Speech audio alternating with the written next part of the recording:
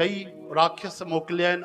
कंस जंहिंमें हिकिड़ो बैल जे रूप में आयो अरिष्टासुर, भगवान उन जो बि उद्धार कयो।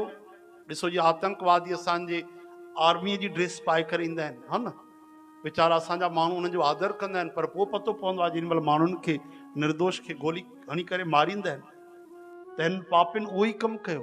भगवान खे दुख थियो कि मुंहिंजे गायनि बैलनि जो रूप धारे करे ये पापी अचनि था। भगवान उन जो उद्धार कयो, पर ख़बर तो ब्रजवासिन छा चयो, तव्हां त बैल जे रूप में राक्षस खे मारियो।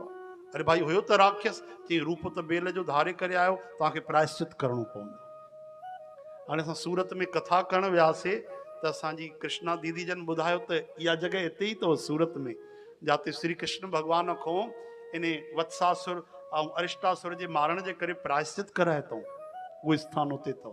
त भगवान उहो बि भक्तनि जी ॻाल्हि रखी आहे, छाजे करे, छो जो भक्त वत्सल भगवान की।